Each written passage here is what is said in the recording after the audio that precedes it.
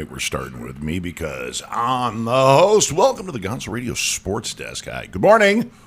Good morning. Wow. We're both. I wouldn't call what we are hung over, but how are you doing, Maz? Are you seemed a little less than 100% today? Yeah, belly a little bit goofy, head a little bit goofy. You woke up with a Q next to your name this morning? Questionable for sure, but definitely here today. No, yeah, you taped it up and walked hit the training room first when I got here, and I'm ready to go. We're well trained. Welcome to the Gonzo Radio Sports Desk, man. That's right. We're both hurting. I got just like I got a case of the old man's. Okay, I get chided for complaining about going to the gym a lot because I'm just trying to get, there's an entire person like draped over me as there's an inner gonzo and an outer gonzo. I have rings like a tree, except they're all the reasons I'm fat, not how old I am. Cut me in half after I die, and you'll see. It'll be like the Italian food ring, Chinese food ring, beer ring. I think they call it pizza ring. Not even Italian food. Pizza is outside of Italian food. So basically, the radiocarbon dating of your being is going to be quite interesting. Except it'd be carbohydrate dating. Yes. Forget carbon dating. Yeah, radiocarbohydrate dating. 14 actually to be exact. Yes. In the middle, there's a white circular part. That's my spine. That's my spine, and it's and believe me, it's pretty thick because you got to hold this up. Otherwise, I'd be tipping over all the time. You're big boned, so it makes sense. Yeah. I'm full of sugar and caffeine and ready for action today. We've actually got a lot to talk about. I mean, the sports world is in an uproar in multiple different areas. Even with the NWA or even with the NBA's All-Star Weekend, which, by the way, the game is tonight at 8 o'clock. You can watch it right after you watch Chat Fight, which goes on at 7 p.m. here on the Gonzo Radio Network. Plug. But we had the skills competition, the three-point contest, and the Slamdunk contest yesterday. And the youth and the future of the NBA was on display. Yes. And they very nice. Very nice. Two members of the Miami Heat took away trophies. Mm-hmm. Adebayo and Jones. Yeah. And there's no arguing that Adebayo clearly won the skills competition. Mm-hmm. Now people are seeing why everybody's like, oh, he's an all-star. Yes, he's an all-star. Yeah, it was a little surprise. Easy. Makes that Whiteside transition a little easier letting him go, right? See, it's like, listen, Whiteside is a tremendous talent when he feels like playing. Exactly. Okay, how you like that, Portland? How's that working out for you right now? He does. He is outstanding. I was a fan of the kid for a while, but once you get that first big contract, and you have enough people telling you that you're the next this guy, you're the next that guy, you should be putting up Durant numbers, but they don't give you the ball enough. It's like, run like Durant and jump like Durant, and maybe we'll talk, but you can't. You're a 6'11", 7 foot tall, clunky tree person, and that's fine. That's what a center's supposed to be for now.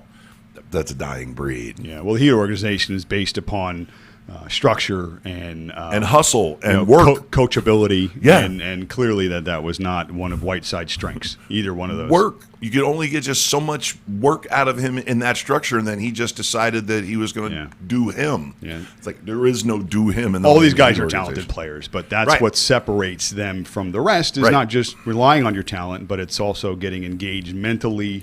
That's a huge part of the game as well. So. And he clearly is not very mentally stable. No. You've seen some of that. So And the biggest display of athleticism meets artistry, meets the sport of basketball would be the slam dunk contest, because these young men, particularly in the last 8 to 10 years, have been taking it into art form. Yeah, props. They've been props. Yeah. Vehicles, bodies, other things. Yeah. Yeah.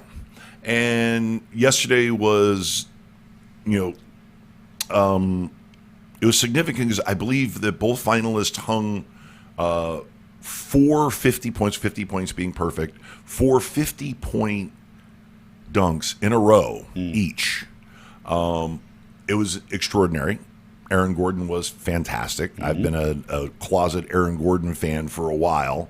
Everybody, I remember around the trade deadline, everybody was talking about who should the Heat trade for. The first words of Aaron Gordon: get him if you can. Yeah, and they got the old version of Aaron Gordon, which is Andre Iguodala. And that's a compliment because AI was very good as a starter in Philly, and of course his championship rings say it all, and his Finals MVP say it all for Golden State. Yeah. But that is a guy. He's the same. He has got a build on him. Yeah. He's got a wingspan on him. He's got a great mind for the game, and he's multifaceted. He's got a lot of tools in his toolbox. Very talented young player. And should I just roll the differential because you had him in Miami Heat's Ronald Jones Jr., who is one of my favorite young players, along with Bam Adebayo. The future of the Miami Heat is just blindingly bright. Imagine right when Ronald Jones fills out. Yeah. Even more so. He's a skinny kid. Feed him. Yeah, but I mean, he's athletic. That kid. Feed him. I mean, not just jumping ability. He can defend. He's a good young basketball player. You see him standing next to Aaron. Well, the reason why he can fly is because he's springy and he's got no wind resistance. I'll give Gordon this. I mean, Gordon's a tough kid. He's like 245 pounds. Playing a little in obscurity in Orlando, but he can. He's a stretch four. He can run the floor. He's been good. And then what I've noticed about it, because I've watched him a lot, because I do a lot of the DFS. I would say poor man's Blake Griffin, but Blake Griffin's kind of lost his shine. No, you know what? I think Gordon's more athletic than that. Yeah, for sure. Faster. He's getting faster. I've noticed him in the last few weeks, Gordon, in terms of his fantasy production. His numbers have been climbing. His price has been increasing, which means those sites are picking up on the fact that he's been balling the last few weeks.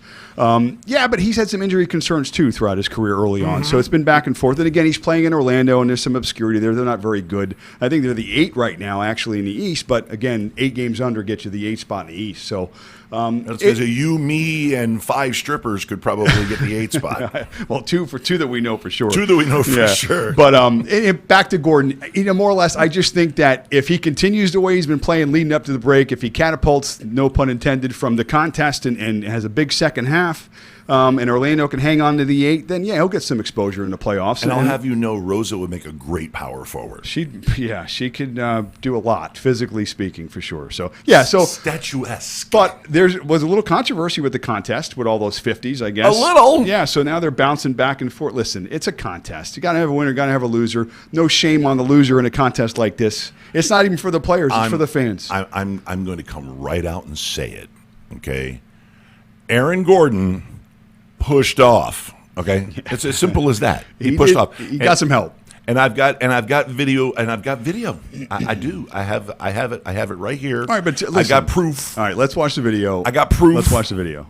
Because listen, and I'm talking about Kenny Smith. Kiss my ass, because he was bitching and whining about it afterwards. Okay, and yes, the idea. Oh, you know what? I'm just going to roll the video and judge for yourself. Yeah. Okay. Then we'll talk about it. You're going to see the last dunk by both guys. There was a dunk after that too, or a dunk before that. That was supposed to be a dunk off. So here we are on the final dunk off, and Ronald Jones Jr. in Chicago. Roll tape. The new logo. Goodness, that's a windmill for one step inside. He's mad because he did it so hard, but it's still a 50, brothers. It is. I mean, it's still a 50. Still a 50. Because he's one step in. He's only one step in. He's mad at himself. Because of the velocity, the force, the power, the energy. Yes. They have not done a dunk that's not a 50. Oh, my goodness. Are you kidding me, Candace? No. Oh, man. Candace Parker. Somewhere Dominique is... This is the rookie. If you jump over Taco the second time. If you jump over Taco, you Celtics, Taco Fall, who is 7'5". You dunk over Taco, you win. Yeah, you win. You win. He's 7'5". You dunk over Taco, you win. Come on, man. Come on, man. You dunk over Taco, you win. You don't need to see a replay. You need to just put 1-0. I'm going to tell you this. I feel for Derrick Jones Jr., though, because that was a 50. Yeah, but it wasn't jumping over Taco, man. He boosted. Simple.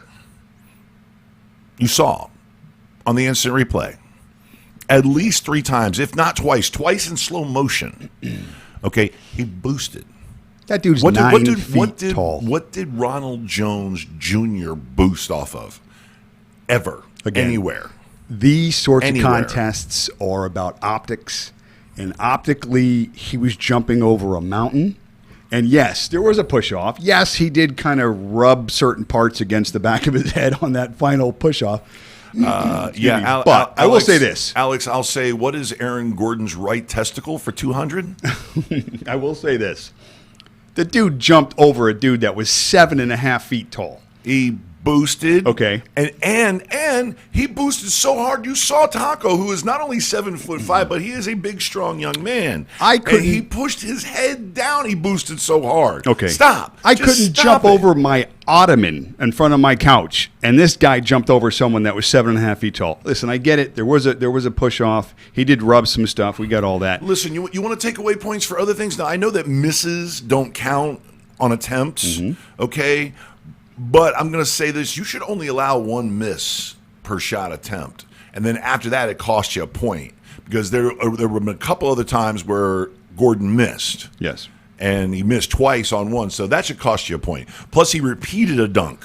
Okay. That should actually not be – that should be all 9s. A repeat dunk, if you repeat a dunk, no matter how amazing it is, that should immediately start as a 9. Okay, but remember now – they have to change the scoring system there, too. Aaron Gordon didn't win. I know. So there is some back and forth now. And nobody has a claim. Yeah, listen. No, you got nothing. I just saw video. You just saw video, bro. Jones earned it.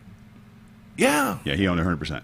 You just saw a video. But it was a great contest. And again, these sorts of things. Beyond great. They're exhibitions, and they're not necessarily even for the participants. They're for the fans. That's what this whole experience and these All-Stars are. I think the NBA, out of all of the sports, probably does it best in terms of the coverage, the promotion of the players, and everything that goes along with it. Okay, but let me tell you, Mr. Podcast Nobody, okay, let me tell you, okay, y'all need to take the salt out of your diet. The salt needs to stop coming out of your mouth. It's bad for you. Trust me, I'm fat and old. I took some of the salt out of my diet. I felt like $1 million. You're not so intense. You're not so blood pressured. Okay? I don't think you're that old. Take it down because you got nothing. The video shows you got nothing. Yeah. You know, unlike in the WWE where you can show the same video instant replay and the announcers can announce it the same way and make it, for some reason, make a connection in your head that, oh, this guy took this guy's head off with a kick that went about that hard on his face. He pushed off. He knocked Taco over. He made Taco stumble. He pushed off. And then he gave him a brush across the back of the head. Yeah, that may have been something they talked about prior. Nice little for your, for the back of your skull that you're going to remember forever. It's on video. That relationship could have been brewing for a long time. Yes, they are on the same team. They're teammates. I understand that. So, I mean, how do you think he picked him out of the crowd so fast? Yeah, well, he was easy to see, number one. Yeah, okay. That's true. So that's like when nobody can find Rosa at work. Okay, well, that being said, and that's out of the way. Okay, we solved that for you. Stephen A. Smith, you don't need to complain about it tomorrow. Kenny Smith, you don't need to complain about it on the next game. Okay, everybody can just move on with the season. Ronald Jones Jr. and Bam Adebayo, we took 2 out of 3 on Saturday. The future for the Miami Heat is blindingly bright. And no, I didn't have a clean Heat jersey I could wear today. So what are you doing? What are you on your? Do you know that Brent Berry? This is the only occupation where it's acceptable to be on your damn cell phone while you're working. I'm doing work. There's so many things that we've learned about the dunk contest. The rest of the time, no. Do you know that actually Brent Berry won a dunk contest? 1996. Yes, Brent Berry. Yes, now we have no photos of Brent Berry, but that's okay because anybody we can kind of see what Brent Berry looks like. It was hilarious to me back then. Yeah. So Brent Berry won it in 96. Just going back to look at some of the list, some of these players that have won the dunk contests not necessarily had the same accolades in their career. I'll throw somebody at you. Jeremy Evans won it in 2012 when he was with the Utah Jazz. Jeremy Evans. Yeah. Great college career. not so much of a great professional career. So Gerald Green, 2007, he had a decent NBA career. Decent. Josh Smith, okay, for the Hawks. He played for quite a while. Fred Jones for the Pacers in 2004. Not so much. Womp, womp. Yeah, so going back, going back to one of my favorites, and if you haven't seen this, some of the people that may be watching this at some point maybe weren't alive when this took place, but in '86, in the second contest third, Spud Webb, who stood a whopping 5'6", won the dunk contest. So, pretty amazing. Those dunks were amazing. Now, no props needed there. Easily the most well-deserved and earned slam dunk contest winner. Yes. Yeah. Okay. I've met the man. I've stood next to the man. He is legit 5'9". Who, Spud Webb? Yeah. They listed him at 5'6". He's 5'9". I don't think so. He was like 5. I'm telling you, we'll pull his stats up. Yeah. But in any case, not a tall man. very short, jumped very high. Very, very high. Yeah, and very athletic. So at the best of my peak physical condition, it would have to be when I was probably 18 or 19. I could almost dunk the ball. Almost. I could get the ball over the top of the rim, but it was always destined for the backboard. And I could jump up and grab the rim in a high school gym. At 18. At 18. Okay. And 19 and probably 20. Of course, it was all downhill from there. Okay.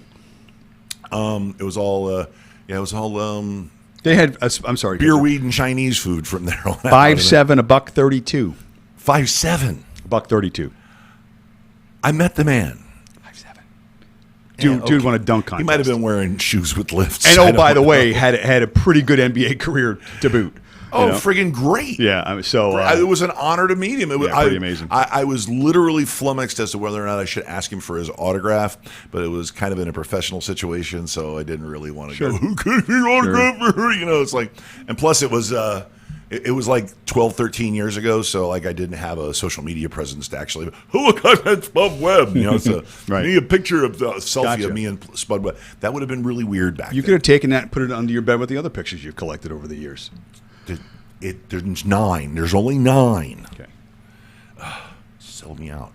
All right. So since we're talking about basketball, Yes. and speaking of a guy who has won the slam dunk contest, Yes. the other guy that he keeps getting compared to, I have to get that in context.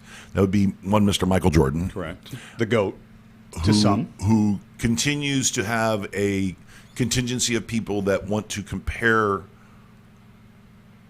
LeBron James to him. Mm-hmm. And even some people even declaring that LeBron James is a superior player to Mr. Michael 6 Rings Jordan. And it was 6 rings and 5 MVPs?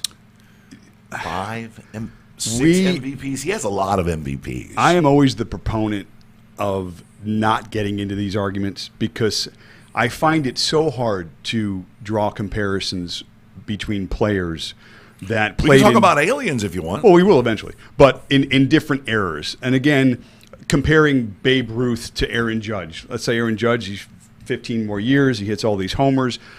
Who's better? How do you make those sorts of comparisons? There are so many variables that are involved when those players are playing that make it almost impossible to compare apples to apples. You just can't do it. But in this case, when you're doing these basketball arguments, it always seems to be these two. It always seems to be Michael Jordan. It always seems to be LeBron James. Right. So what I'm going to do is I'm just going to throw more stats at you, more fuddled mess so that you can, I don't know, maybe in your own mind come up with a decision and decide who is better between the two. I'm leaning LeBron James, and some of these stats, some of these numbers, and certainly where LeBron James is now in his career and his level of play. I mean, it doesn't look like he's dropped off one bit. So just real quickly, first of all, LeBron has played 320 more regular season games than Michael has, okay, in his career. LeBron has also played 60 more playoff games, okay, in his career. It's 380 games, okay. That's what? 5 full seasons, essentially, almost. Okay, 80 games a season. That's almost 400 games. So he's played almost 5 full seasons more. Now, that being aside, where is LeBron right now? He's in the MVP discussion. Okay, at the age of 35, the level of play he's doing. Right now, he's leading the league in assists, okay, and he's at the highest point he's ever had in his career. Now, at this point, I think he's over 11 assists per game right now. Michael Jordan, at this point in his career, was at 5.2 assists at the age of 35 per game. Now, different style of play, I get that. Michael was never necessarily a distributor. He Different was always, era. Okay, well, again, that aside, in terms of what that particular player's production was, at that point in his career, that was Michael's lowest production in terms of assists. Now, again, arguments aside, one of the things I'll bring to the table is that style of play. That was never really him. And it reflected not just on the court, but off the court. Towards the end of his career when he went to Washington, he wasn't popular. He wasn't happy. Teammates weren't lining up to play with him. Okay, he was a standalone guy because they knew that he was a me guy first. Diva. Now, He was a LeBron, diva. who's been in the league now for how many years? 14, 13 years, 15 years, whatever it is at a point in his career now where you now again clearly see who he is. He is a distributor. He is a guy that makes people around him better. He is a guy makes people around him rich. Well, that too. I'm talking about just on the court, but certainly from the personal I mean side too. rich. People are lining up to play with LeBron, as opposed to at that point in Michael's career, things were quite different. Now, again, People are taking pay cuts. I'm not drawing lines in the sand here. I'm not saying definitively because of what I mentioned today that LeBron's a better basketball player, because those arguments I think can't be necessarily decided. But if you're looking at stats and you're looking at numbers and you're looking at where LeBron James is now in his career, where there's pretty much maybe two guys in the NBA that can line up to him and defend him. They're both on the Clippers. But other than that, and maybe Giannis, okay, just because of his just pure athletic ability. Hang on. First of all, I caught a ration of crap last night. I didn't say yes, I already had. You almost did. I'm trying not to curse because I curse too much. But I caught some crap last night for calling Giannis, not Giannis. I kept calling him Giannis Antetokounmpo. Yeah. And I was corrected several times. And it turns out they were right. I was mispronouncing his name. Mm-hmm. And it is Giannis. Giannis Antetokounmpo. Yes. Okay. And that's all I got. Cool. I can't. I'm trying to think of somebody else I can mispronounce their name, but go ahead. When he writes into the show and he accepts your apology, then That would be all makes sense. LeBron James. Yeah. Again, more fuel for the fire. I'm on Team LeBron's side. Again, if I had to choose, if you said, okay, you have to choose, who is better, who is the best of all time, just because of where LeBron is in his career right now and the fact that he's still dominating at such a high level against players that are, I don't want to say of equal talent because then that would defeat the argument, but of a level of talent across the league that I feel is probably, at least athletically and coaching, higher than what it was 20 years ago when Michael played, okay?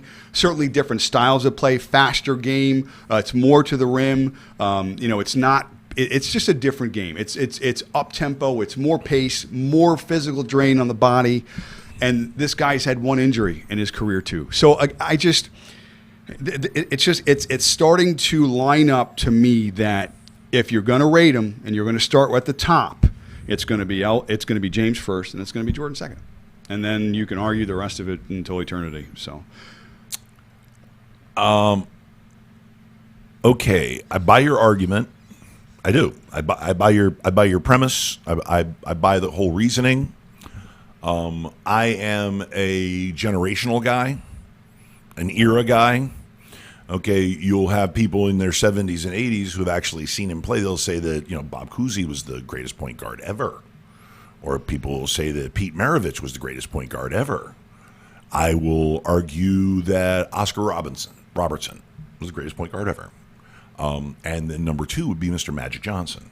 And why? Because Magic Johnson, like Oscar Robertson, who I unfortunately have never had the pleasure of actually seeing him play, but I've seen Magic play. I've seen Jordan play up close. I've seen LeBron play up close.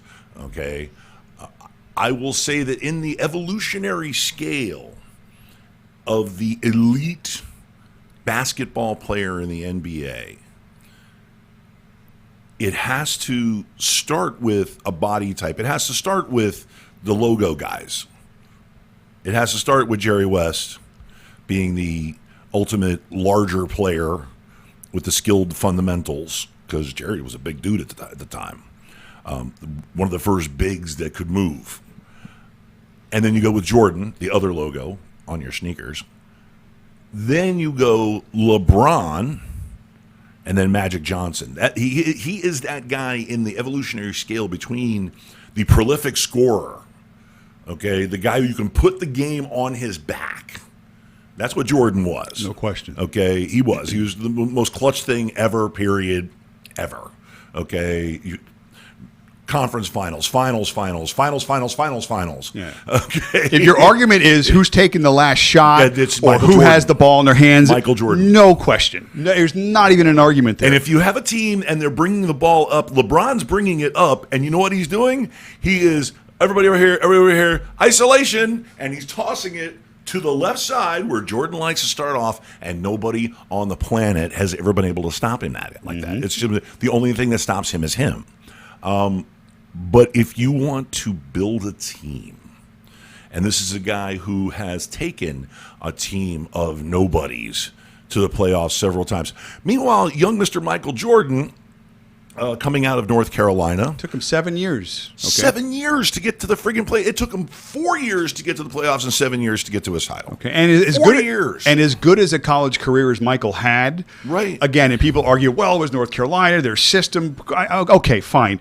You knew he had great players on that team. You knew when LeBron James hit the floor at 10 years old, that kid was being watched from middle school. Yeah. Now, okay, so you knew the prodigy that LeBron James is and was, and he is not disappointed. No. So, I mean, it's, and again, body Oscar styles. Well, Big O was big. They didn't call him Big O because he was, 6'2". He was 6'8". But the difference with LeBron is he could pretty much play every position on the floor outside of center against a potential big. That's how well and that's how good of an athlete he is and how well he can defend. Sure. Now, again, at this point in his career with all those minutes on his body, at times he's that defender, but he's not that defender anymore, clearly. But again, that's not what the game is today. The game is today is making the guys around you better.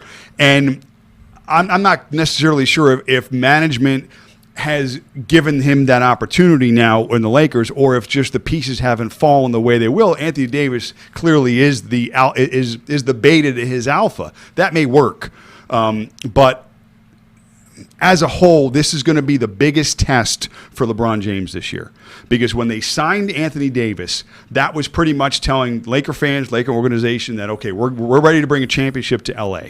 And unfortunately, what's happened with Kobe and everything around them.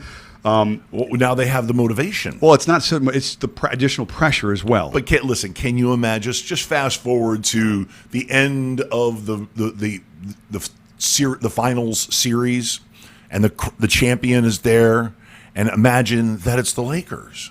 Oh my God, you're going to be crying. There's not going to be a dry eye. There's not going to be a dry eye in the country. Now, I'm math guy, stats guy. You're going to get 70% of the world is going to cry. Let me tell you why. If the Lakers win the championship. But let's talk about how they need to get there, because this is where the numbers now come into play. Because Anthony Davis is averaging 3 shots a game in the fourth quarter this year. I'm a little misty just thinking about it. Which is the lowest of any quarter production he has. He has to have the ball in the fourth quarter. Okay? They've got to find a way to make him, because when they face the Clippers in the conference finals, they're going to have matchup issues because no one can defend Anthony Davis on that team. Montrezl Harrell can't cover him. As good as Paul George is, it's a mismatch. Kawhi can't cover him as good as a defender he is. That's when Kuzma's going to have to either elevate his game. The Lakers need to get Anthony Davis the ball now. And out score of the break, 125 points a game. You need to see Anthony Davis 35 points a game down the stretch these next 30 games coming home, because they need He is a guy who can pummel a team. What the Lakers have been doing is they've been going back and forth in their rotations. And if I've watched their last few games and Rondo's been off the floor,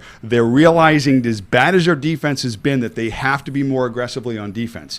And in order to do that, they've got to slow the possessions down and work the advantage of Davis inside. They've got to do that. If they don't do that, they're in trouble down the stretch, because they don't have bench depth and they don't have enough scoring. And they won't be able to beat the Clippers if Anthony Davis is the ball's not, and James, of course, too. But like we talked about, James is the facilitator. Okay, right. He's the one that's going to put the other guys in position to play. And right now, the other guy, the next best guy in the team, is not getting those opportunities. Well, so that has to change. They'll realize it. I mean, you take a look down when he was with the Pelicans. you saw he had gaudy numbers. Gaudy numbers. He had 30, 32, 35 attempt nights. There were some of those. I mean, in the 30s. Okay, but that's for a big. Now they define that by usage rate, and Right. right now his usage rate in the fourth quarter is extremely low, much lower than where it needs to be. Meanwhile, when he's in New Orleans, he's probably getting 15 touches in the fourth quarter alone. He was maybe either at that either to point. come back or to extend the lead. Yeah. But the Pelicans didn't win a lot because he was the only option. There are guys in the NBA like him that Or are Drew matchup Holiday, excuse proof. me. And in clutch situations, they need the ball. Well- I mean, they're your best players, so they have to touch the ball. They have to Right. expose the mismatch, and they have to create opportunities and score. Well, that's the reason why I think Zion Williamson's going to be a lot. He is going to be a lot more successful, a lot faster than Anthony Davis was because he has more pieces. There's more pieces. He's not going to be the only guy that can score for them and win. He's not going to be the only guy he's got to average 28.5 a game for the entire season. Yeah. He's got to average 30 points a game for the entire season for them to have a chance to win any games. They're in the West, for crying out loud. It's so hard to right now look at them and really give them any of an assessment. What I'm going to do is once the season's over is go back and look at stuff like, defensive efficiency when he's on the floor like the rest of the team. Because, again, we talked about when these guys like LeBron James, what makes him Right. so great is being able to make other players better. He tries hard So in all phases. Look at he's 19 years old. He should try Yeah, hard. sure. So what I want to look at is, again, is like you said, is how other things relate to when he's on the floor. Defensive efficiency, Right. Offensive efficiency, rebounding, and see where those numbers are. And if it looks like that they've gotten better as the year goes on, because early on he was on a minutes restriction. Now I think he's getting up to 30 minutes a game, so he's getting in most of the rotations. So now you can start to see where that offense and defense is going to kind of play out for that team. So that's what I want to look at towards the end of the year. See if there's some progression. See if they've gotten better as a team. And if they have, then that's certainly that's a team to look out for in the next few years, for sure. Oddly enough, they've gotten positive results. In the team is looking for him to lose a little bit of weight because he's big, and the problem is that you can't say it's fat or baby fat. He's always had the weight. He's a monster. He's a big. He is a strong kid. big. The kid takes his shirt off. He's got a 6-pack. He's a pretty big. He's kid. big. Yeah.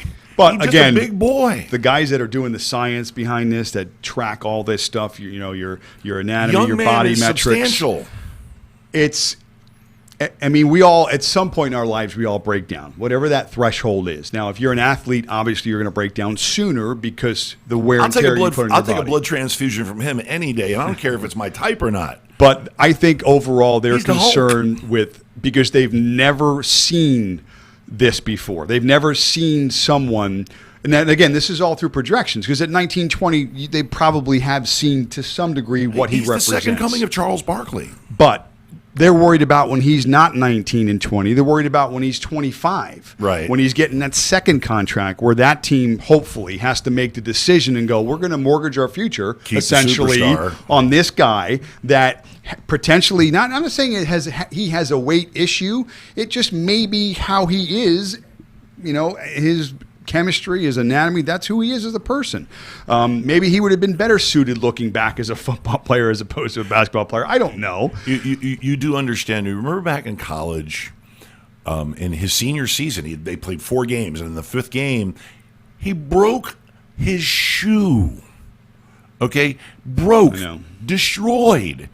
They had to start making special shoes for him Okay. because he's so powerful. I will he's give so you- strong. Can we draw some sort of physical comparison to a guy like Cam Newton, okay, who was recognized as Superman physically? Sure. I mean, he wouldn't be Superman if he was 5'6", 132. Right, but that's because Superman was crap only goes so far. What's Cam, 30 now, and he's breaking down the last 2-3 years? That's my point, is that I think these teams, when they start to look around at a few comparisons that may relate to their situation, and they know the science behind it. They're doing their homework, and they're looking ahead, and they're going, A plus B, it's not going to equal C. It's a real issue, and they're worried about that. So, I mean, weight overall, this kid apparently, whether it's a desire to lose weight or eating habits, they don't really disclose too much. But I know that it's on the radar. I know they're trying to manage it and watch it and lower it. God help him. He's in New Orleans.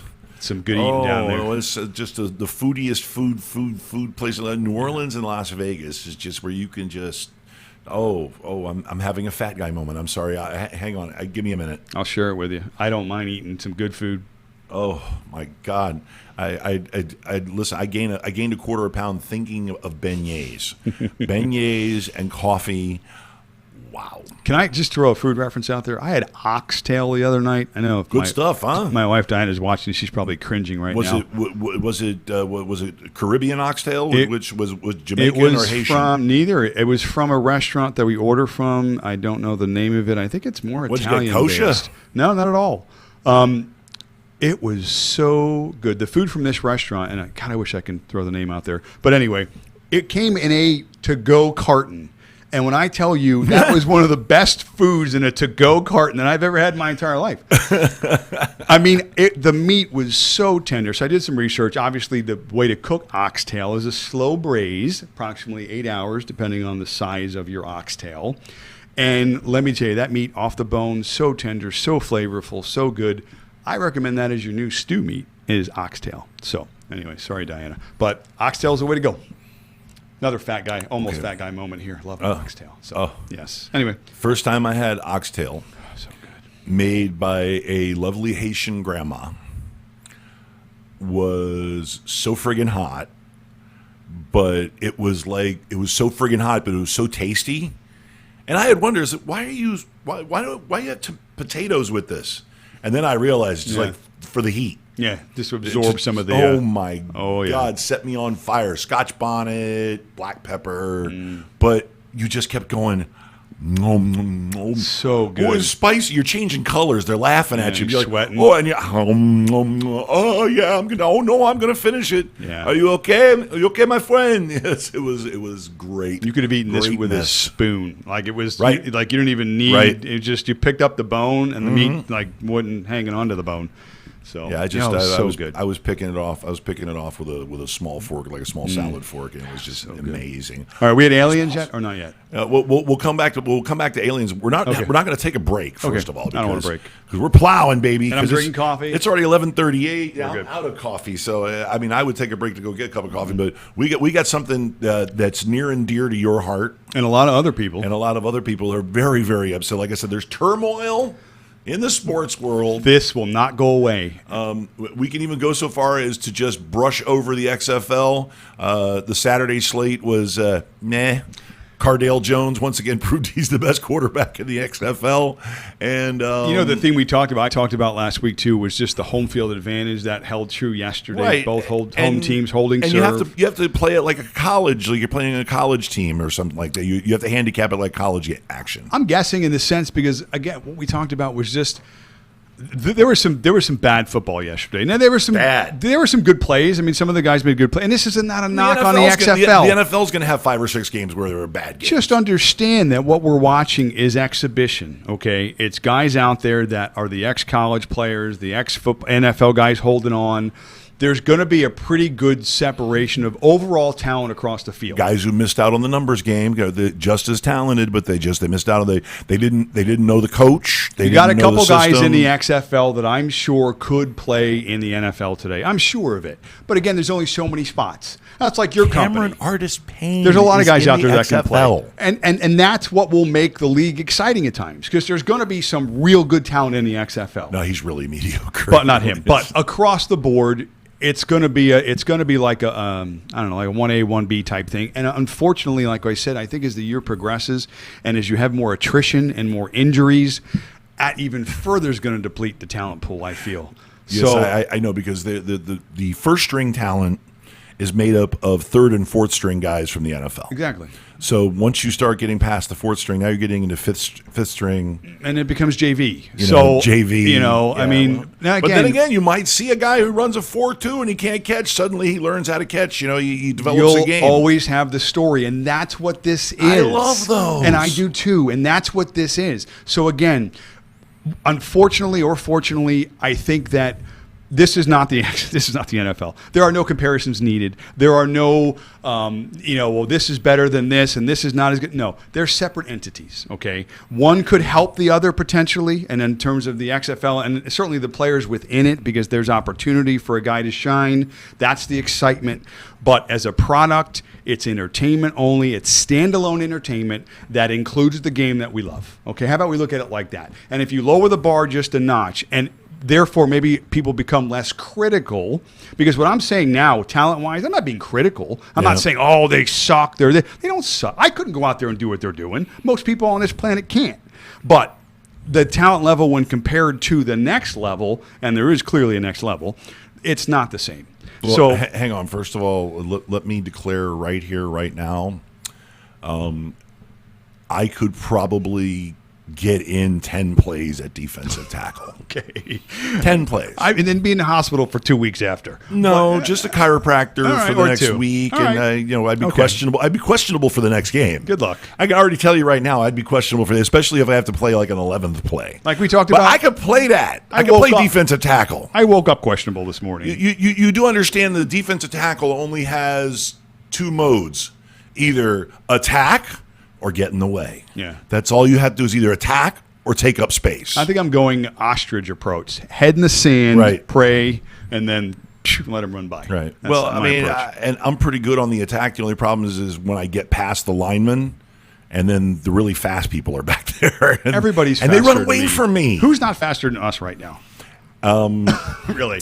My mom. I could outrun my fair. mom. That's I fair. mean, God bless her. The poor thing's got arthritis all over her body No. for crying out loud. And Yeah. I could take my mom. Yeah. Well, if I give Maybe her my brother if he's not paying attention. if I give her a head start, and then she may not get Well, caught. I'm quick for a fat guy. No debate. You've seen I've me move a been little trained too. to run 10 feet really fast. Yeah. Okay, and run through something if it tries to stop me for 10 feet really fast. I'm usually carrying a body when I'm running, so that's the only Yeah. time I get to run. So Exactly. Yeah. So am I. Yeah. But that's an entirely different body. True. As another layer on the back to Gotcha. the fat thing again. Anyway. we'll just talk about aliens. well, not yet, but I so want to because I have a story I want to share. But anyway, But there's some can you put up the whole? that Oh, these POSs. trigger alert. Bing, bing, bing. Trigger alert. All right, if anybody's not seen what's been going on in baseball, that Houston Astros organization, they're a bunch of effing cheaters. They even look like little craven cheaters compared to the big manly manness of Judge versus Altuve. You know what's gross about that photo in particular is Yeah. when everybody looked at that photo and everybody saw that, everybody looked at that as greatness. You had body types and you had all these things put aside and stereotypes and whatnot. Oh, the giant. Oh, this but meanwhile, Altuve was seen as being equal to Aaron Judge. yeah. Well, how fair In is stature of play. And quite frankly, he cheated. that? They cheated. They cheated. Everything He cheated. that organization represents is tarnished in every way. Now, unfortunately, there are some people within the organization that I'm sure were innocent of this. I'm sure stood and yelled, screamed, didn't want to be a part of it. Maybe they were forced to take part. Their stories about we talked about some of the scouting department. Some of those people were pressured. Right. Well, hang on. Before you go off on the extended rant, okay?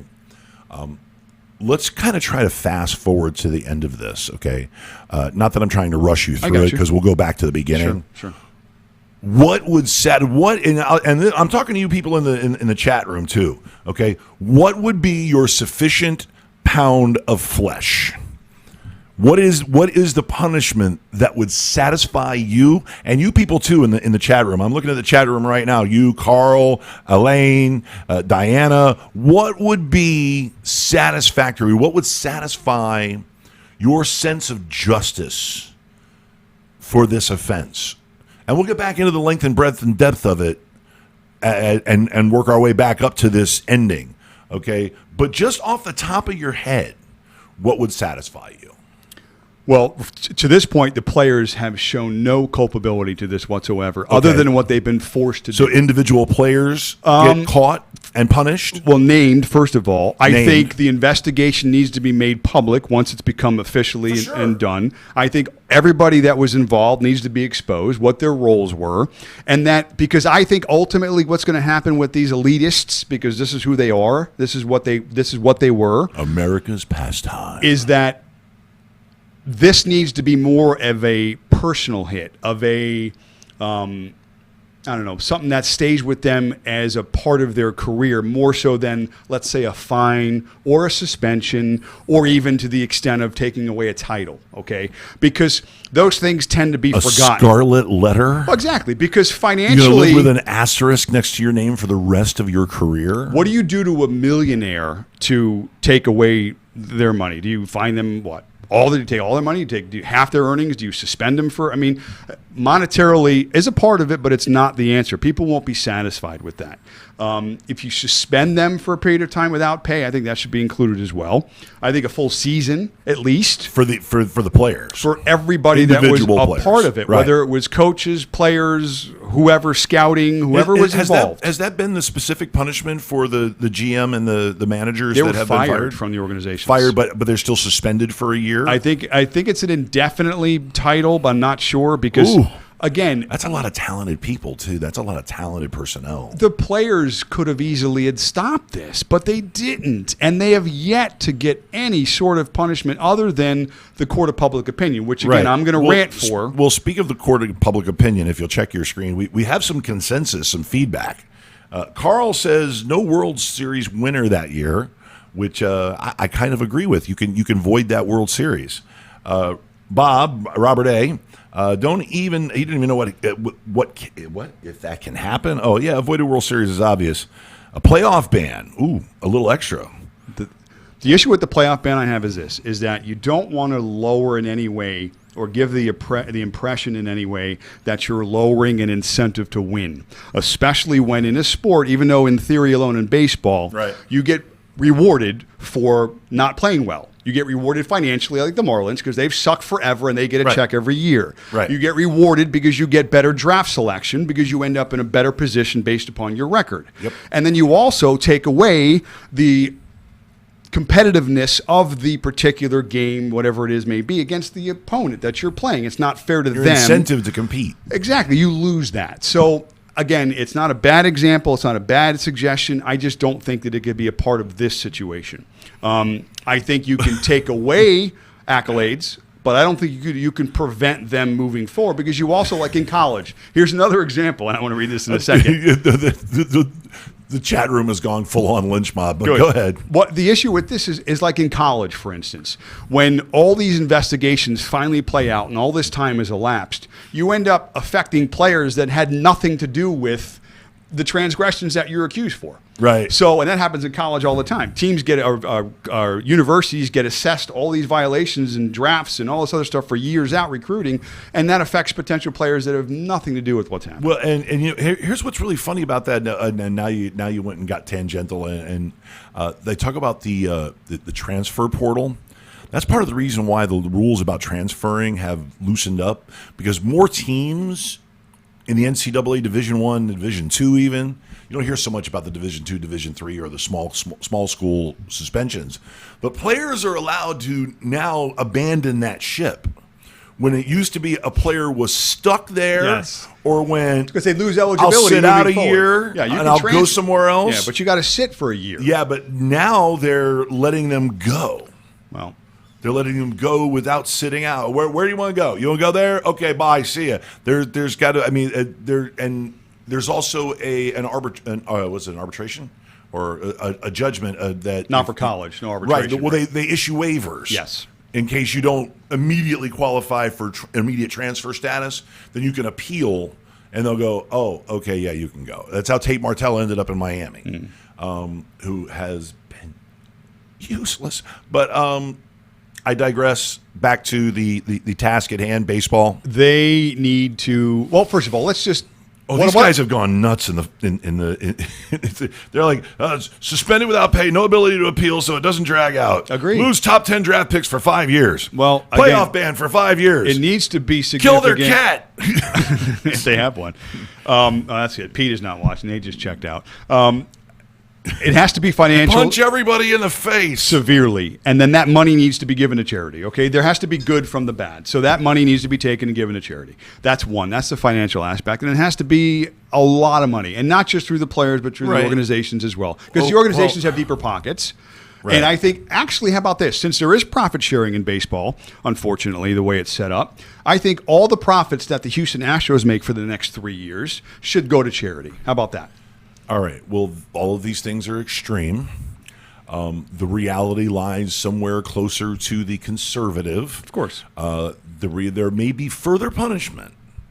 Players' names may be named because you have players who are stepping forward and going, I had nothing to do with it, but I'm sorry I knew about it. Okay, but I didn't participate in it. Well, guess what? Those guys are going to have to answer some friggin' questions. Which they have yet to do to this point. Who came to you and asked you to do that? And who do you know was complicit in this? Okay, first of all, Jose Altuve is so filthy in this. I mean, the video of him protecting his jersey, which he probably had a device underneath his jersey.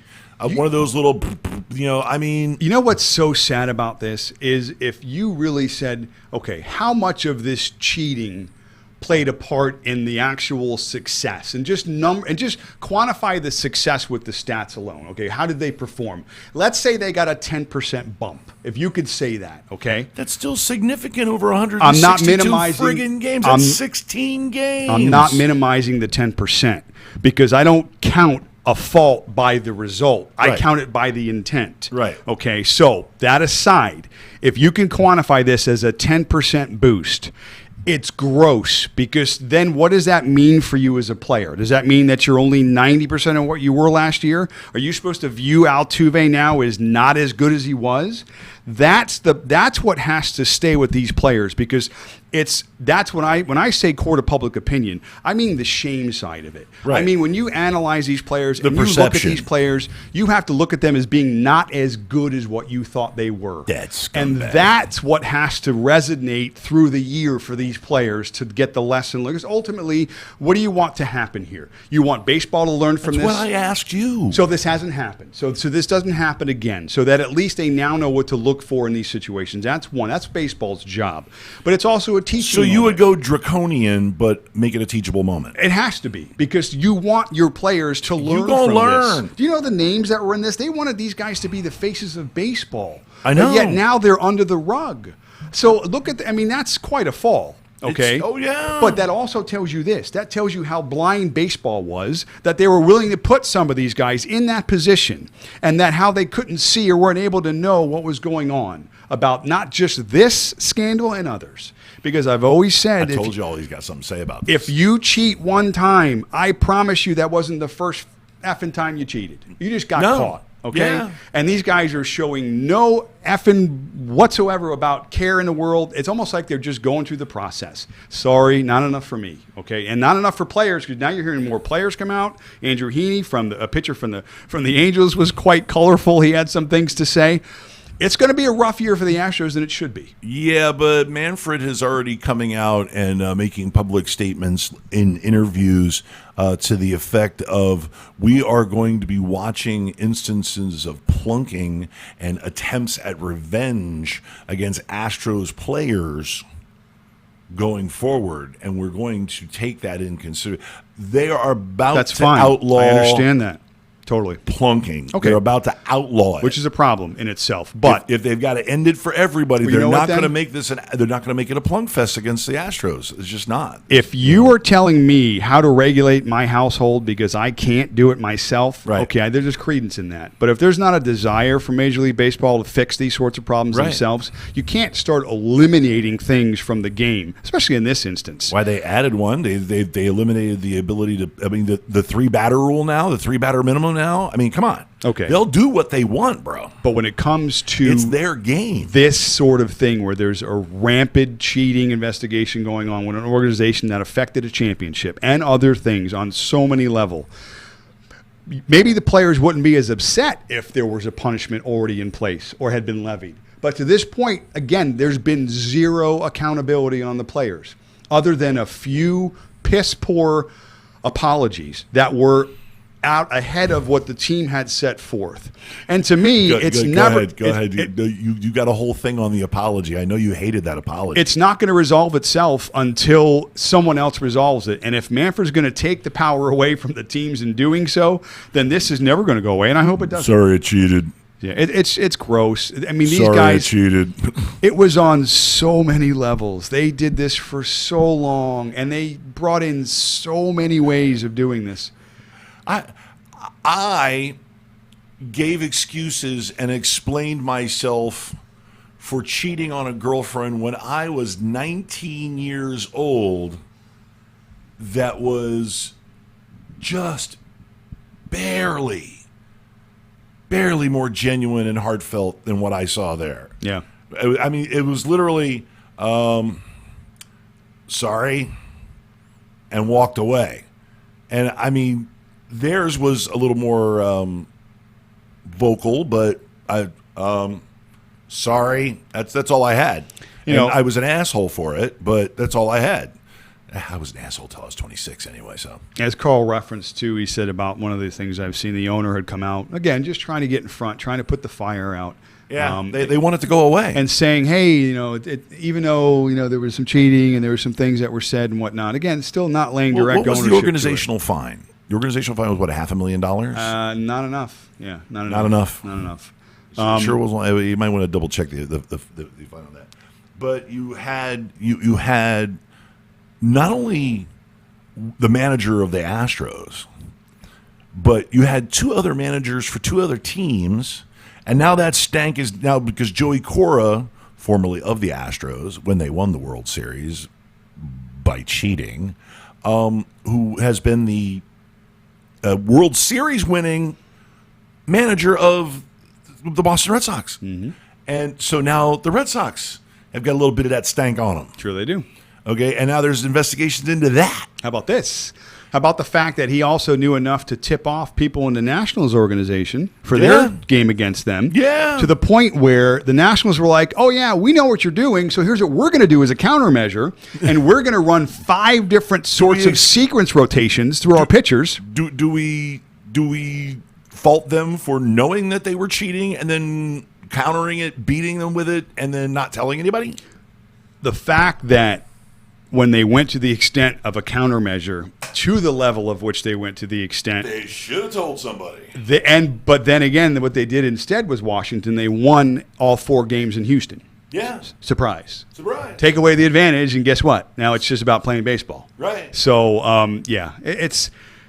And honestly, Houston got lucky in Washington. Went to in D.C. The game. It's either 2 or 3, whichever the first game that was bad. They were back in Washington. They got lucky, and once again, it could have been Houston's cheat advantage, but they that should have never made it out of Washington D.C. You can't overstate the grossness of this entire thing, and again, anything that comes along with it, any sort of punishment received is well justified. Any sort of mudslinging and whatever you want to say. And again, I don't know of a better way to state it in terms of how they should be assessed moving forward until this finally runs dry, which I hope it never does. But it may, because people will forget eventually, and then short memories will come into play, and it'll be another instance, and then it'll be forgotten. But until that happens, every success that they have should be measured because they cheated, and every failure moving forward should be measured because they're not.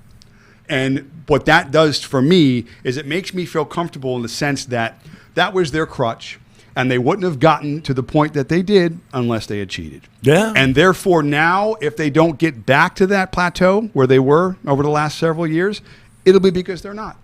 And I'm okay with that. And it's as simple as an analysis as that is, I'm okay with that. Right. Because that's what they deserve. Well, the mob with the pitchforks and torches in the chat room. No, they got they make a lot of great points. Carl misspelled douchebag though, but that's the okay. French version. It says French version. That's sorry, the French version. Okay, the bag de douche. The douche. Le douche. La douche. And there's a lot, and Carl's right because he says that how about the douchebag owner saying it didn't affect the game, then 3 minutes later saying it didn't affect the game. It did affect the game in 3 minutes. I didn't say. I mean, there's a lot of double speak. There's a lot of double talk about this. There's a lot of hamana. Look, we punished everybody, and that's it, and it's over. Now let's go enjoy baseball. It's like no. It's like they're almost hoping for the season to start, and maybe for the Astros to get out to a hot start, right? So they can then present the argument that, oh, look, we didn't need to cheat or some kind. It's just nothing that they can say moving forward. Is going to change what they've done. And I agree, Carl. Let Pete in. Let Pete Rose into the Hall of Fame. Cut the crap. Okay. Yes, the guy bet on his team. I'm going to say one thing about this about Pete Rose. To win. I have always been Pete Rose. For him to be the manager of a baseball, yes, it was dishonest. Yes, it was bad. I'll agree. But the size of the cojones, the huevos of, I know I'm a good manager. We get 10 G's on my team. You're going to set a line like that, we're going to kick their ass. You're going to set a line like that, we're going to crush 4 runs. Okay, 4 versus 3, 3.5, whatever. He looks at it and goes, oh, no, I know I can personally win that game. I will say this in terms of the argument.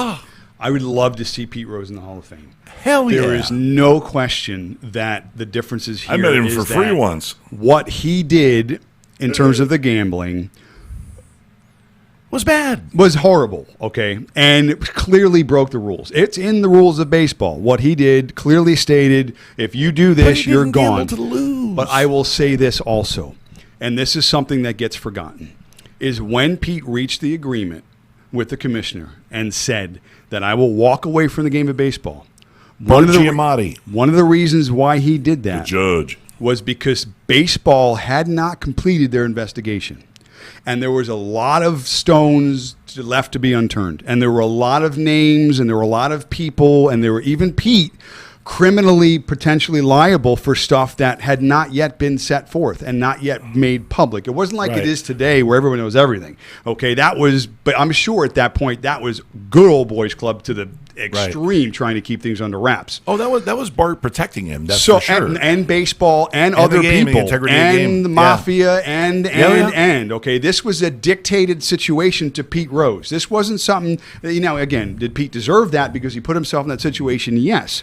But I will say this, that because at that point it was finished, you walk away, we're not going any further. There was a lot more heartache that could have come Pete's way. Now, I get the reasons why he's doing it now, and I understand the fact that it's a moneymaker at this point in his career and legacy. Guys are dead now. Well, unfortunately, that too. But Pete's unfortunately, 85, 82, something like that. Pete's pretty old. He's borrowed time. So again, remember, people, he signed it at that time knowing that if he didn't, the alternative could have been much worse. It could have been his life, potentially. You're in an element where you don't have to, know what's going on to know what's going on. I can imagine the meeting. Imagine, if you will, okay, the meeting, the real meeting. Can you say the commissioner's last name again?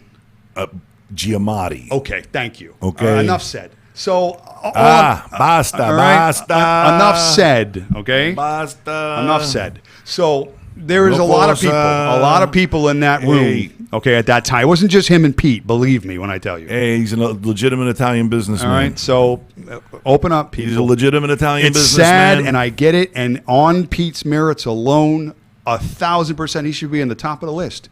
But So here's the picture. Here, set the scene, okay? Giamatti's office. Okay, the whole floor is closed down. The press isn't even allowed on the floor of his office in Major League Baseball headquarters. All right. It's the next guy. Rose walks up 12 flights of stairs to get there, and you're not even allowed to take the elevator. When he gets there, he is greeted by the commissioner, the investigator, the lead investigator, and the legitimate Italian businessman who lost a whole lot of money because of him. It's more than just one. There's more than just one legitimate businessman in that room. But the head of that family or that organization, if you will, Immobiliare. Okay, if you saw Godfather 3, okay, Immobiliare International. There was one guy, a lot. But no, there'll be one guy, and that's the interest. Yes. All right, and they go, Here's what happened. They'll drop the dossier in front of him and go, here's who's implicated besides you. Yes. Okay. If the investigation goes forward, it's done. And then you turn around and look over, and the other guy goes, sign it. Yeah. He signed it. That's it. Done deal. He signed it. Done deal. Well, guess what? The Don is dead. Who do you the Don was 85 when that happened. Who do you think in the 80s and in the 70s could cover that sort of action in illegal gambling? It's the mafia. The mafia still has that today. Yeah. So they had it then. Yeah, but they're known as Las Vegas corporations. Great. So my point is that organized crime had all those bets, had all that action, was involved, was not involved. I mean, they're all in it. And again, Pete walked away because he had to. Okay, it wasn't a question at that point. 30 years from now, are you going to still fight the Hall of Fame? He'll get in. Pete will get in posthumously. Once he's gone and passed on. Posthumously? That too. Once he's gone. Posthumously. Whatever. I think it's funny. But once he gets on, once he moves on, he'll get in and he'll be inducted. And well deserved at that point because, again, it'll be a feel-bad story. I think he's really grown the balls to legally challenge it now because a lot of the names in that investigation are dead now. Mm-hmm. They're gone. Mm-hmm. They're dead and gone. Yeah. And I mean, what is Fat Tony the Third? Carmine going to put one in as he's 85 now. He's okay. You're going to shoot me at the Hall of Fame ceremony? It's ridiculous. Okay. That's over now. I'm still in the hall. Listen, if Henry Hill can walk around for 20 years and still be alive and eventually die, so there you go. It's different. Pete will get in eventually, unfortunately, probably after he passes away. That's probably going to how the story is going to get written. It's not going to go like Goodfellas where they park the car in the garage and you get out and no. They lay the mat on the floor, the Visqueen, and then it's over. No. Come on, you don't want to mess up the carpet. Yeah, so mess up my rug. Remember the last time? It'll happen. Just unfortunately, it'll be once he's gone and passed on. So how about them aliens? You want to talk aliens? No. You have something else on your mind, don't you? I always have stuff in my mind. What, baseball, football? Well, soccer? you already talked baseball. You Hockey? already talked football, basketball. Wrestling? But no, we're going to do a pro wrestling show. I saw the. You have no idea about pro wrestling, though. Listen, my mom will tune in. She watches it all the time. Well, the big problem is, and I'm going to have to break it down to maybe 2 or 3 of them, but there's like a half a dozen stand-up comics that are all into wrestling. That's awesome. All into wrestling. They have their like 3 of them have their own wrestling podcast, and I went, well, why don't we do one? The Gonzo Radio Show, come to my studio. We'll do one here. And I've gone around. I talked to my friend Jim Varsalone, who is a reporter for the Miami Herald, who is actually the pro wrestling correspondent for the Miami Herald, and also a sports reporter for the Miami Herald. He covers the Dolphins. He covers local sports always. He's probably most likely going to be our first guest for the first show. Cool. And then I'm going to try to call in some of my my pro wrestling pals, the ones that still talk to me, because nobody loves me in that business anymore. It's the people who still love me in that business. If they're still in that business, those are the only people I give a shit about right now. It's like, okay. So I'll probably bring a few indie guys in to come and talk about the current state of affairs. They'll probably be more up to date on Ring of Honor and the other ones rather than a WWE, NXT, AEW, top of the food chain. But that's going to be an interesting show. It really is. So you're out of gas. Yeah, I mean, back to the baseball thing. One of the things that we talked about was just you never really told me what you thought what your ultimate. What's going to be the end result that'll satisfy you? Well, the unintended. You talked all around it. The unintended. Okay, if I'm the these commissioner, guys started lighting torches and grabbing pitchforks. Kill everybody! Here's what I'm doing. I'm suspending everybody that's been named in the allegations for a year without pay. Okay, away from the game. That'll help the out of sight, out of mind. That'll really give you a true assessment of where at least that organization is talent-wise, because then you'll be able to give guys opportunities that I'm sure are well-deserved. And that'll be able to have you draw a line in the sand and say, okay, these guys crossed it, so therefore we're going to penalize them. Name the names so we know. So this that we can happen to you. Well, it's important to be able to place blame. That way you're not just having to throw a wide net over people that are the unintended consequence. That's not fair. So baseball, the Astros, the commissioner have to come out and say, okay, these guys did X. Here's who they are, and this is what we're going to do. So as the commissioner, I know who X are now, and I'm telling you, suspended a year without pay. They have to give that money, or the organization, therefore, still has to pay that money, but not to the player. They pay it to a charitable organization. Also, the organization does get some sort of a fine, a much larger fine than what they got now. I think it was $500,000. It needs to be 10 times that. It needs to be at least 10% of their generated revenue for a year. And I think that they need to be watched closely. I think that MLB needs to send, for lack of better words, investigators, liaisons, somebody to stay within the organization, to infiltrate human resources, to infiltrate everything from scouting, to really get within that organization to find out what that culture is now and what it's going to be like moving forward. Because they need to be, the example needs to be set through them. That's a start of what I think should happen. So just a start. So an anvil. Hard. An anvil, and then put a sign on top of the anvil go, this is what happens when you do this. Okay. I want the Houston Astros, smash. Speaking of anvil, the Acme Corporation. So we're talking vacate the 2017 or 16? 16 World Take Series? it away. Take the last. Vacate it. Yeah, as far back as the investigation goes. Again, not knowing the facts, because they're not telling us wherever it encompasses, whatever it falls under, this cheating, wherever it was in the seasons, yes, everything needs to be taken from them. Now, again, you can't give that to the other team. You have to earn that. But it needs to be taken from them. They don't deserve any sort of vacate all their accolades. wins, so you vacate all the losses? I don't think you can do it necessarily in terms of a season. For the other teams? Because you're based upon championships. So, no, Okay. you don't worry about seasonal awards and stuff like that. But certainly a title, yeah, you strip them of any sort of title. Okay. Any sort of MVP awards that would go along with some of the players and whatnot. That's you have to. Deep. That's getting deep. Everything's That's related. deep. Listen, when it comes to these MVP awards, it's all about recency bias anyway. How many times do you see players? I'm not saying it's unreasonable. I'm like, ooh, that not make the cutting deep. playoffs win these awards. It's mostly teams that are successful because those are the teams that are drawing the most focus and attention. Okay. So that needs to be taken as well. Any accolades, financial, reward style, however it sets up, all of it needs to be taken away during that period of time they were assessed for cheating. Would you hate to be the owner of the Houston Astros right now? Oh, I wouldn't be, because I wouldn't be in a situation. But of course, I mean, you're embarrassed and you're disappointed, and hopefully that's all you are. Idea. Well, you had no I was going idea. to say, and hopefully that's all you are. Hopefully you were ignorant of the situation, which I find it hard to believe. You have no idea because they claim complete babe-in-the-woods ignorance. Okay. And they do that because somebody has to be left standing. Okay. I don't buy it. I don't. You think they're dumb enough to be dumb to it, to be ignorant of it? Not at all. I think everyone in the organization knew. It was so leveled. It was on so many levels within the organization. Right. And there were so many hands in the pot that you can't tell me that the one that writes the checks did not know any of this, that there wasn't even a mention. Yeah, if other players were preparing for you to come into your stadium, or you were going into their stadium, and you had to take preventative measures, there's so much social media stuff out there today, Twitter and this and that. They knew. They all knew. Somebody knew.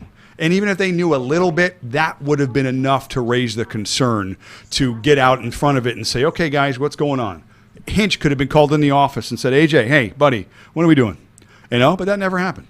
So, yeah, the owner, everybody deserves whatever it is that they get, owner included. He's not absolved from this. Not in any way. Jim Crane is his name? Jim Crane. Yeah, Jim Crane. Yeah, yes. The owner. Yeah. And I saw part of Jimmy's half-assed apology. And once again, I gave a better apology for a breakup when I was 19. It was more sincere. He looks like a guy who is a little bedraggled by it, a little beleaguered by it. And he's thinking to himself, I'm the owner. Why am I stressed? So I'm gonna say he knew. No question. I'm going to say he knew. I'm going to say he was at least cognizant of it. Baseball. Mr. Crane, the new system is working fantastically. Baseball is a year-round sport, okay? These owners are not dummies. They can't be. Because Jeffrey Loria is out of the baseball business, so you can know the owners aren't dummies. Well, again, even not knock on Jeffrey, but still, baseball dumb. These guys are the 1%ers of the 1%ers. Okay, they're not dumb people, and they know what's going on in their organizations. They're the owners. They're writing the checks. I want to get so rich that I have like a phone number I can call to get people to go and investigate people and hit me with an email dossier that's encrypted with pictures and video clips and investigators. Because you know what? They got those people. They've also got those people. They've got those people who they call, who make the phone call for the people to make people disappear. Okay, these are billionaires. No question. And you don't get to be not There's a lot of millionaires in the United States, but you don't get to be a billionaire and not know some people. Let me ask you something. I know we're getting close to getting finished up, but one more thing. We can quit anytime you like. Is there an angle where you think baseball's letting this drag out because the unintended consequence of this is viewership, ratings? They want to go. They want it to go away. Well, okay, but now they want it to go away. I'm proposing the other argument. I'm proposing and saying now, do you think there's a chance? They're dragging it out again, only simply because they know now baseball has a villain. And what do people love to hate? They hate the villain. What does that do? That promotes interest. That promotes. We're not talking politics, okay? But that promotes interest and it drives people to the TV and to watching. It's our culture. Again, of course. So why not take advantage of that culture? Why not be in a position where you're going to turn grapes into wine here? So I used to. You know what's really hilarious to me? Okay, you of course know who Ric Flair is. Of course. Okay. Woo! Now let me ask you. Okay, was he a good guy or a bad guy? As a wrestler? As a wrestler. Typically a bad guy. Typically a bad guy. Yes. Okay, you know how many people who, I'm a huge Ric Flair fan, how many people have no idea that for the great majority of his career, and I'm talking like 90% of his career, Ric Flair was a bad guy. Yeah. Was the ultimate cocky bastard. Okay, all that styling and profiling, wheeling, dealing, kiss stealing, limousine riding, jet flying. Okay, I mean it's exactly constantly. Okay, just great stuff with the suits and the rings and the hair. Okay, that guy was a heel. He was a bad guy. And he was a flashy bad guy. And that's the reason why people showed up in droves to see him lose.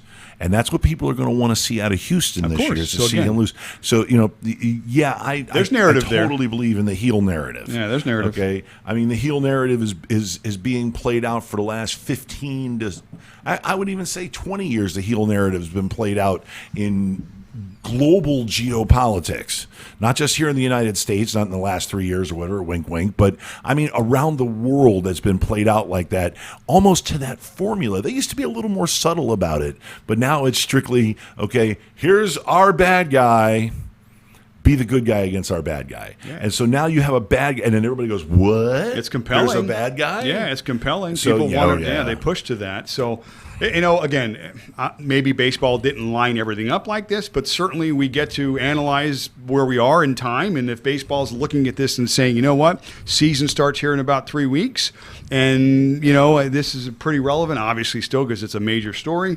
Let's somehow, how can we take advantage of this? So, hey, why don't we drag our feet? Why don't we create the interest by not letting all the details out and just give them little morsels, keep them hungry type of thing? Heel Gonzo would be, if I were a member of the Houston Astros right now, I would come out of the dugout with an NWA World Championship belt on, take it off, hand it respectfully to the bat boy, then take my bat and go take my practice swings. I'd be like, boom. Man, especially if I was one of the very few players that had no proof that I was actually cheating or that I was complicit in the cheating. I would still be like, nah, you want to heal? I'll heal for you. We mentioned the Nationals. I'll be your Huckleberry. Going through all those measures, and yet they could have easily just at that point, and maybe they did, we don't know, but I'm doubting they did. Boo it up, boo me. Pick up the phone and call the commissioner. Sure. Anonymously. Sure. Twitter. There's a lot of burner phones out there. A lot of stuff can happen. Well, yeah, Fires did that, though. But he did it 2 years after it was taking place and after he left the organization. Listen, let's not make Mike Fiers a hero here, okay? Because even though he did come out and he did out what it is, convenience. Again, there were a lot of people that knew what were going on here. Is he going to put himself in jeopardy by exposing this? He's at least got to get himself out of the situation before he says something. I'm sure people understand this, but in the sports culture, in the locker room culture, it's a family, okay? Now, not everybody gets along within the family, but the culture is that it's still your family, okay? And you go to the extreme to protect that. So, you protect what's in there. Nostra. Exactly. So that's just basic sports mentality. Omerta. So in this situation, Fiers finally decided at that point, once he was out of that culture, that he can no longer, kind of violate that law, the unwritten rules, so to speak. And he was able to go ahead then. But if he was involved in this, which I'm sure he was, maybe unintentionally or intentionally, he benefited from it too. Okay. Sure. So I don't necessarily. I don't vindicate him for the benefit that he reaped from doing that. Yeah, but he's not, to me. I don't consider him the whistleblower because that whistle should have blown a long time ago. Carl calls him a rat. Yeah. So again, maybe, but again, I got to be careful, Carl, because if you see somebody shoot your neighbor's kid, are you going to the cops? Or are you not? Now, by the way, here your little nephew Alex Novello, who looks a lot like you, he checks in the chat room. Alex Novello, he's a local comic. He's like, "Oh man, is that what I look like?" He looks a lot like you. That's funny. Hey Alex, how you doing, buddy? Man, you're a good-looking dude. Yuck. Yeah. So, in any case. Really, I mean, it's please, everybody. I'm telling you, everybody that. Oh, by the way, they want me to suplex you on live on the camera. I'm in. Let's do it. I don't break the friggin' chairs. Are you kidding? All right. I don't bend to mob opinion. I will occasionally cater to my audience, but I don't bend to mob will. These people. Look at these guys. Look at these right here. Just look at them. They're maniacs. Look at these guys. Kill every. Yes, we are. Shut up, Alex. Look at these maniacs. Carl goes, which neighbor?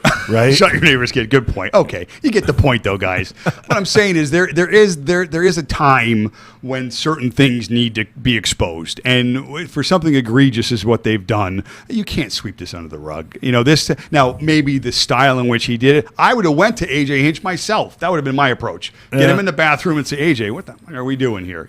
How I would approach it.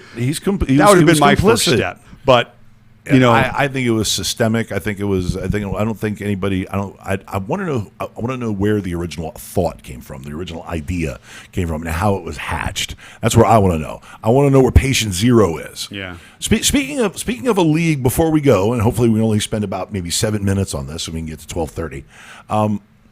The NFL's trying to make the Myles Garrett thing go away by welcoming Myles back with open arms. Okay.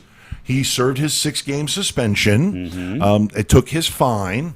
And I had figured, the first thing I had figured was that he was going to drop the whole Mason Rudolph said something racist under the pile, and that's what triggered him to act like a lunatic and try to kill him with his own helmet. And I figured maybe that was one of the conditions of, okay, we had the meeting, we had the talk, and we're just going to leave it at 6 games and welcome back. Let's not talk about it anymore. Let's not talk about the racist thing that may or may not be caught on an on-field microphone. Let's agree to disagree and move on. That's it. Yeah. And Myles Garrett, I guess, obviously has gone against that, or he has let that slip. And I'm wondering if Myles Garrett got a phone call or a visit from the boss. Roger come knocking on his door. Hey, hi, Commish. What are you doing here? Yeah. Hi, hello, Myles. Can I come in? Yeah. I want to sit down and have a talk with you. Okay. This is a really big, strong, powerful kid who trains MMA. And when the most powerful man in football says, "Come on inside, I'd like to talk to you for a second." See, this whole racist thing, I wonder if we're going to hear a word about it, or maybe even some contrition for making the accusation going forward. Here's what I will say. Okay, I believe Myles Garrett. I believe that Mason Rudolph said something racially insensitive. Maybe he did. I'm sure at one point in our lives we all have, maybe more than once. Okay, now does that define you just as the same as the incident with the helmet? Does that define Myles Garrett? No. Well, look at Howard Cosell when he was talking about Joe Washington. Howard Cosell, I firmly believe that, especially for the time and in the times in which he came up, Howard Cosell was an exceptionally non-racist member of the journalistic community. Exceptionally. Okay, he was very racially tolerant. He was very racially. I believe it. I totally believe it, 100,000,000%.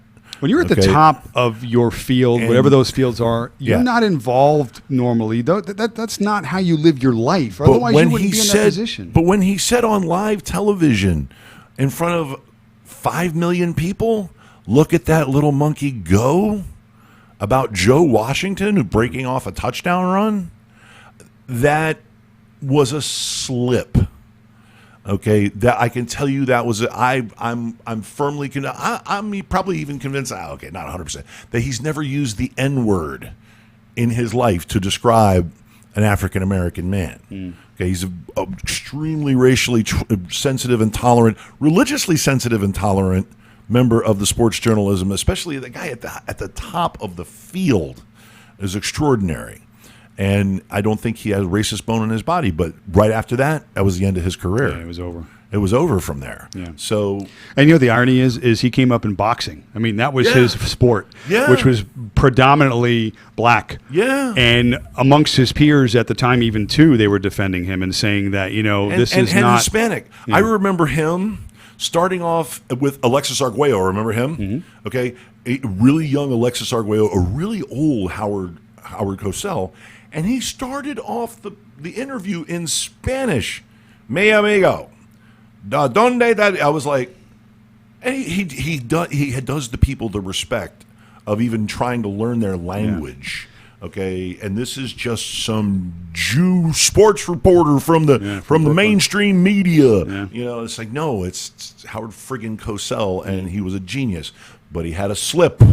So you're saying that maybe there was a similar slip? Well, again, in an Mason instance, Rudolph, and you're fighting, and of course. I mean, I believe him what he said, and what Garrett said he said. Now, again, I think the supporting argument I have for this is now it seems that every time they mention Mason Rudolph, they put the coach in the same sentence. So it's like they've got white guy here, but they got black guy behind him type of thing where, oh, no, and it's like, oh, yeah, he didn't say it. I support my quarterback. Or Mason didn't say this. And, oh, no, I clearly say he didn't. So, again, it's just. He's got Tomlin's support. Listen, I like Mike Tomlin. He has to have Tomlin's support. He's like his coach. And I love Mike Tomlin, too, in the sense of a man, what he represents and everything else. High integrity individual. But accidents, slip-ups happen. And if they would have been honest about this in the beginning, they could have levied punishments, served punishments, and moved on. And people would have been okay with it. Right. And I think that's the frustration from Myles Garrett, is because he never got closure and he did the time. So, granted, what he did was terrible, terrible, terrible. He swung at somebody with a freaking helmet. I get that part. But, okay, I've been in fights, unfortunately, many. And I'm looking and I'm reaching and I'm doing whatever I can in those instances to get the advantage. It's a mentality thing. It's not a definition of who you are, okay? It's an at-the-moment situational mistake that you've made that I'm sure in most instances of the moment. You can't be judged by that. I mean, not wholly. Now, if you go back and if every fight Myles Garrett's been into, he's looking for a weapon to bash in the head with, then you can maybe draw a conclusion to this. This is who Myles Garrett is. He's a cheater. He fights unfair. He's this, he's that. But by all accounts, too, he's a good dude. And he does a lot for charities and other things. And yes, he's outspoken. And yes, he's a man. He can be who he wants to be. Okay, you can't define somebody based on one instance alone. That's all I'm saying. How about their name? Mason Rudolph sounds like a Confederate general. Interesting. Or maybe a captain in the Confederate Army. Captain Mason Rudolph here. It's like it's in a gray uniform. No, in the Confederate Army. That is a old school Southern Confederate name, Mason Rudolph. Very much so. You could draw comparisons. He might be Mason Rudolph the Sixth. Yeah, he just got rid of the sixth. I mean, and I'm sure of this too. Unfortunately, when you come up upon racial stuff, the person saying it clearly doesn't understand the meaning behind what they're saying. No, because that certainly it's just to be an adjutant. Yeah, and again, in that instance, was he whatever he called him, did he mean that person to be that? I don't know. But what I do know is that we all make mistakes. They can be judged, and you can be punished for them. And I think in this instance, as long as Mason's been clean and come clean, which I don't think is so true now, we could get past this. And it could be, again, a learning experience, because isn't this end game is to learn from these situations so that they don't happen again? Or at least situations like this moving forward to have different endings, different results, different participation. It means different endings, better decision making. I don't know. It's hopeless. We got aliens. The chat room has officially gone off the rails. These are your friends, dude. These are your friends. Yeah, they're a little out there. How often when you hang out with Carl, come on, Carl. Cut it out, Carl. Oh, God, it's Carl again. I got to see Carl for the first time, and God knows it's been got to be 20 years. So, anyway, looking forward to the next time. You sound relieved. I don't want to go 20 more, maybe 10. So, no, I'm just kidding, Carl. Anyway. And yes, Carl, Garrett is a bit of a dirty player, a little bit of a boisterous young man. I believe he's been fined and suspended before for beating up and abusing quarterbacks. He is an aggressive style player. I'm gonna listen. I'm gonna give it a push. I'm gonna say, Roger, either give him a call or knock on his door and say, "Hey, I thought we agreed that we weren't going to talk about this no more. Let's get on with the NFL season." Free agency is coming up March 15th. The draft is in a few weeks. The draft is in 6 weeks. Yeah. Free agency is in 3. Hold on to your hats. But we're going to get out. We're going to get out of here because it's, wow, we're going overtime. That's what happens when you take calls. And drink coffee. Yeah. And you need more coffee. No, and drink coffee. You can catch this guy, Damaz, on at MLB Joy Us on Instagram. Yes. But no Twitter yet. No. Get a freaking Twitter handle. I'm nervous. What's wrong with you? I'm nervous. I can barely handle the Instagram. Are you on TikTok yet? What? TikTok. Tic Tacs? TikTok. They convert that to gum now, those Tic Tacs? Don't do it. It's a bad mistake. Yeah, stay away from the Tic Tac. I bet your daughter's on TikTok. I hope not. I bet you. Oh, TikTok is fun. TikTok's a riot. All right, then maybe she is. It's 15 second to 1 minute videos, or you can do slideshows, or you can just post a picture. It's a new social media platform that is fan-friggin-tastic. Is it going to replace Facebook? I got a lot of sports, stand-up comedy, funny animals, public freakouts. Oh my God! How long until one of these public freakouts you're going to start seeing snuff videos where like somebody's going to public freak out, but this time it's just be like, lose your mind. Yeah. It just stick a gun right in your window and open up on you. That's the thing. People, be careful. People are trying to be the next big thing, and that could be a real big problem. Yeah, you're not going to go viral if you're dead. Yeah. Oh, this is bad. It's called a snuff video and you die. I already don't like it. So, but I love it. Are you kidding? TikTok's a riot. Right. So you can catch, just search Gonzo Radio on all your platforms. All of them. Facebook, Twitter, Instagram, Gonzo Radio Sports Desk. That's us. Also TikTok, Gonzo Radio, the Gonzo Radio Network. We're going to put the sports stuff on there. We're going to put everything on the one-stop shopping right there on TikTok. So on behalf of myself and Damaz, say goodbye to the nice people. Peace out. We'll see you guys next week at 11 o'clock sharp. Also, don't forget tonight, 7 o'clock, Chat Fight, 7 p.m. They're going to get a little political. You might want to check in on that. Jump in on the message board. It'll work. Oh, well, then I guess you'll just have to watch the podcast. Or else I will get in on it. Of course. And 8 p.m. tomorrow, my host, Jim Patterson, as we go over his lovely independent film that he has produced. And we're probably going to see him tonight anyway, too. So at 8 p.m., the Gonzo Radio Show. I'm Big Daddy Gonzo. This is the Gonzo Radio Network, and we will see you guys next week.